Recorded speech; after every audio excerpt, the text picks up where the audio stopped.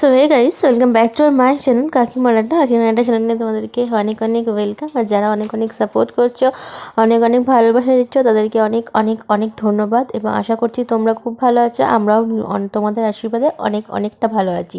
তো যাই হোক, দেখতেই পাচ্ছ আমাদের চ্যানেল মানেই তোমরা সবাই জেনে রাখো যে এটা হচ্ছে রান্না, মানে রেসিপি নিয়ে বেশিরভাগ ভিডিওগুলো হয়ে থাকে আর কি। আর এখানে দেখো মা হচ্ছে রান্না বসিয়ে দিয়েছে। এটা হচ্ছে সানডের মানে রবিবারের হচ্ছে মেনু। রবিবার মানেই তোমরা জানো বেলাতে রান্না, সকালের দিকে নয়, কারণ যেহেতু সকাল ভাই যেহেতু ছুটি থাকে ওই কারণের জন্য রবিবার। তো দেখো তেল কড়াইতে দিয়ে দেওয়া হয়েছে, দিয়ে দেওয়া হলো উচ্ছে। এটা হবে উচ্ছে আলু ভাজা হয়েছিল আর কি রবিবার দিনকে। আর রবিবার সানডে স্পেশাল তো চিকেন কষা থাকবেই। আর হ্যাঁ, কারা কারা রবিবার মানেই চিকেন বা মাটন খাও অবশ্যই আমাকে কমেন্ট সেকশনে কমেন্ট করে জানাও। আমরাও খাই, কিন্তু মাটনটা একটু কমই হয়, কারণ জানো মাটনের দাম এখন আকাশ ছোঁয়া যাকে বলে আর কি। আর খেতে পারে না অনেক মানুষই, খেতে পারে না। যাই হোক না কেন, তোর তার মাঝেও মাঝে মাঝে খেতে ইচ্ছা করে, খাওয়া দাওয়া হয় বেশিরভাগ দিন চিকেনটা। আমাদের বাড়িতে সবাই একটু চিকেনটাই বেশি ভালোবাসে, মাটনটা হচ্ছে আমি আর আমার বাবা ভালোবাসি আর কি। আর না হলে আমার ভাই, আমার বর চিকেনটাই ভালোবাসে। আর আমার মাকে কোনোদিনও কোনো কিছু আমরা ভালোবাসতে দেখিনি। আমার মা, আমরা খেলেই আমার মা বলে তো আমার খাওয়া হয়ে যায়। আমার মনে হয় প্রত্যেকটা মাই এরকমই হয়। তো যাই হোক, দেখো এখানে উচ্ছে পেঁয়াজ আলুটা ভাজা হয়ে গেল, দেখতেই পারলে তোমরা লাল লাল করে ভেজে নিয়েছিল।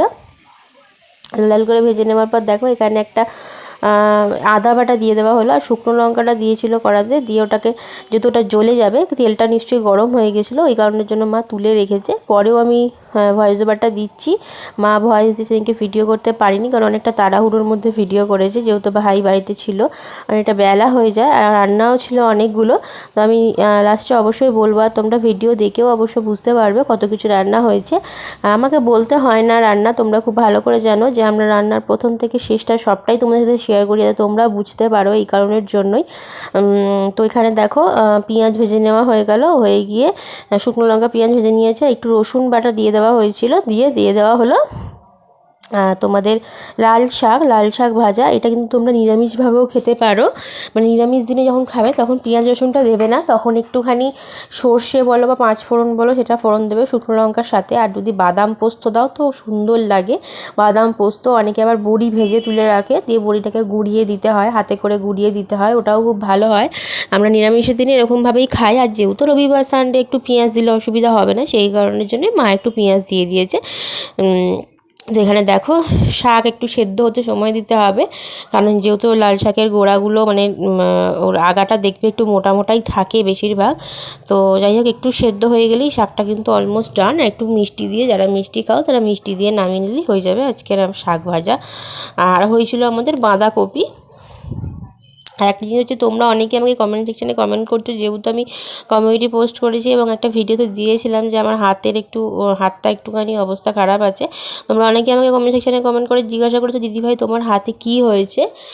আমার হাতে হয়েছিল হচ্ছে জানো তো, আমি মিক্সি পরিষ্কার করছিলাম, তো এবার মিক্সির সুইচটা দেওয়া ছিল, আমি বুঝতে পারিনি, মানে কারেন্টের প্লাগের যে সুইচটা থাকে ওটা দেওয়া ছিল। আর যখন আমি মিক্সির যে ভেতরে যে জায়গাটা থাকে না, যেটা কাঁটা মতন যে থাকে, মিক্সির বাটি নয় কিন্তু মিক্সিটা শুধু বলছি, আমি মিক্সির কথা বলছি।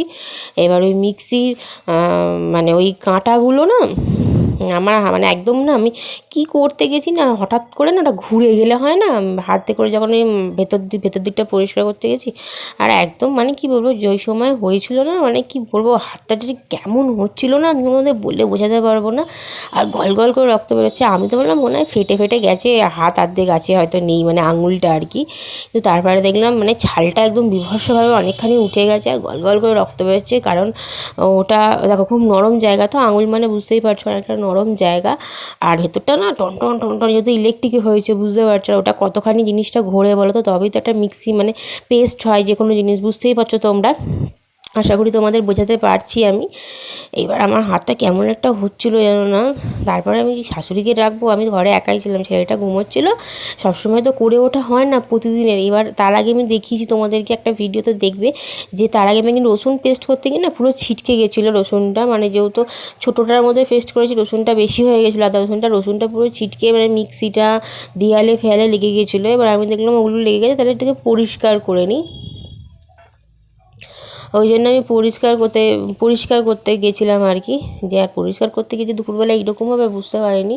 আমার ছেলে ঘুমোচ্ছিলো, আমার বর ছিল না, তাহলে এগুলো একটু পরিষ্কার করি, পরিষ্কার করবো তো করে ওঠা হয় না, তাহলে সুন্দর করে একটু পরিষ্কার করি। কিন্তু পরিষ্কার করতে গিয়ে যে এইরকমভাবে বুঝতে পারিনি। আর বিশ্বাস করো এখনও পর্যন্ত মানে হয়েছে আজকে দিন 1 সপ্তাহ হলো, মানে আর শনিবার না শুক্রবার এরকম হয়েছিল।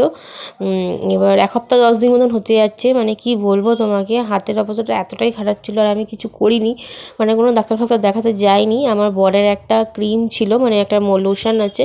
আমার বর রিসেন্ট হচ্ছে গাড়ি নিয়ে, মানে কুকুর চলে এসেছিলো গাড়ির সামনে, সেজন্য গাড়িটা স্লিপ কেটে গেছিলো, ওই জন্য পায়ে হাতে 2-1 জায়গায় ছুলে গেছিলো। মানে আমার মতনই হয়েছিল, কিন্তু আমারটা একটু বিভৎস বেশি হয়েছে, ওরটা একটু কম হয়েছিল আর কি। তো সেই কারণের জন্য ও একটা, যেহেতু ওর কাজে বেরোতে হবে, সেই কারণের জন্য 2টো ওষুধ কিনে খেয়েছিল আর একটা মলম দিয়েছিল, যেখানে আমাদের এখান থেকে যে একজনের দোকান থেকে ওষুধ নিয়ে আসে, খুব ভালো ওষুধ দেয় আর কি। তো সেই কারণের জন্য ওই ওষুধটাই, মলমটাই হচ্ছে লাগাচ্ছিলাম। লাগিয়ে দেখছি অনেকটা ভালো ছিল। অনেকে বলেছিল গরম বোরলিং দিতে, কিন্তু কি বলো তো, রাত্রিবেলা শোয়ার সময় না ছেলে ঘুমোতেই 10:30 11টা মানে খেতে হয়ে যায়। তারপরে এবার ঘুমোনো 1:30 2টো বেজে যায় কোনো দিন। 2টো তো মানে ম্যাক্সিমাম হবেই, একটা তো হবেই, ছেড়ে দাও, কোনো দুটোও হয়ে যায়। তারপরে আর সেই মানে গরম করে সেখানে লাগানো আর ভালো লাগে না সত্যি কথা বলতে গেলে। তার মধ্যে মশারি টাঙাতে হয়, যেহেতু এখন ঠান্ডা ওয়েদার আছে, ওই জন্য মশারিটা টাঙায়। আর প্রচুর মশাও সেই কারণের জন্য, ওই জন্য। আর তারপর মশারি টাঙাও, তারপর দেওয়া, দূর ওই ভালো লাগে না সত্যি কথা বলতে গেলে। ওই জন্য আর এখন ওই জন্য আর দেওয়া হয়নি। ওই মলমটাই কোনো দিন দুবেলা লাগিয়েছি, কোনো দিন একবেলাও লাগিয়েছি। মলমটা লাগিয়ে অনেকটা ইমপ্রুভ হয়েছে, কিন্তু বিশ্বাস করো হাতেরটা না একটা টান ভাব আছে আর ভীষণ ব্যথা। এখনও পর্যন্ত না ব্যথাটা কমেনি। ভাবছি যে যদি আর 2-1 দিন দেখবো, যদি না কমে একটা অন্য কিছু ব্যবস্থা নিতে হবে। কারণ যেহেতু বুঝতেই পারছো আমি বেশ কয়েকদিন ধরে আটা মাখতে পারছি না ঠিকঠাকভাবে, মানে জামা কাপড়ও নেকড়াতে পারছি না, মানে এরকমই অবস্থা হয়েছে। আর সংসার মানে বুঝতেই পারছো সব কাজই করতে হয় যেহেতু, কারণ আমাদের কাচাকুচি ধরো, আমার বরের কাছেটা ধরো ও নিজে বললে করে দেয়, ও নিজেই করে নেয়। হ্যাঁ, আমার কাছেটা 2 দিন স্টপ রাখলেও অসুবিধা হয় না, কিন্তু আমার ছেলের তো নিত্যদিনের জামা কাপড় কাচা থাকে, সেই কাচাকুচি হচ্ছে। তারপরে তোমাদের বাসন টাসন মাজা সবই মোটামুটি হচ্ছে। এবার সেই কারণের জন্য হয়তো কমছে না, হয়তো একটু মানে খাট জাতীয় জিনিস লাগছে, সাবান টাবান, ওই জন্য তো কমছে না। হয়তো রেস্ট রাখলে হয়তো কমে যেত। তাও মাঝে 2 দিন মা রুটি করে পাঠিয়েছে, 2-3 দিন, যেহেতু আমি একদম আঠা মাখতে পারছিলামই না। আটা মাখতে গেলে আমার খুব কষ্ট হচ্ছিল, সেই কারণে মানে আটা মাখতে বেলতে কোনোটাই পারছিলাম না। এবার ওই জন্য মা 2-3 দিন করে পাঠিয়েছিল, কিন্তু তারপরেও অনেক কাজ থাকে, কি আর বলবো তোমাদেরকে। তো যাই হোক, তোমরা অনেকে আমাকে খবর নিয়েছিলে বা দিদিভাই জিজ্ঞাসা করেছিলে যে কী হচ্ছে দিদিভাই, কী করে হলো এই জিনিসটা। তো এইটা হয়েছে, আমি তো প্রথমে ভয়ে বাড়িতে বলতেই পারিনি যে মিক্সিতে হয়েছে, জানো তো। আমি তো বলেছিলাম দেয়ালে ঘষা লেগে গেছে, এই সব বলেছি, কারণ ভয় লাগছিলো যদি বলি তাহলে সবাই তো বকবে নিশ্চয়ই, কী বলবে না বলবে, ভয় লাগছিলো সেই কারণের জন্য। তারপরে যখন দেখলাম যে না, মিথ্যে বলাটা ঠিকঠাক হচ্ছে না, সত্যিটাই বলে দেওয়া ভালো। তারপরে তো আস্তে বললাম, মাকে বলেছি গিয়ে যে এরকম ব্যাপার হয়েছে। তারপরে মা আর বাবাকে বলে দিয়েছে। আবার একদিন খেতে বসে আমার বরকেও বললাম যে জানো তো এই ব্যাপার, এইভাবে লেগেছে। বলছে দেখে শুনে কাজ করতে হয়, ওরকমভাবে না দেখে শুনে কাজ করে। আজকে অল্পর ওপর দিয়ে গেল, যদি বেশি হতো তখন কী হতো। তো যাই হোক, নিশ্চয়ই ভালোর জন্যই, যা বলে নিশ্চয়ই ভালোর জন্যই বলছে। তো যাই হোক, দেখতে থাকো। কথা বলতে কিন্তু আমাদের বাঁধাকপিটাও হয়ে গেছে, তোমরা দেখতে পেরেছো, আমাকে আর নতুন করে বলতে হবে না।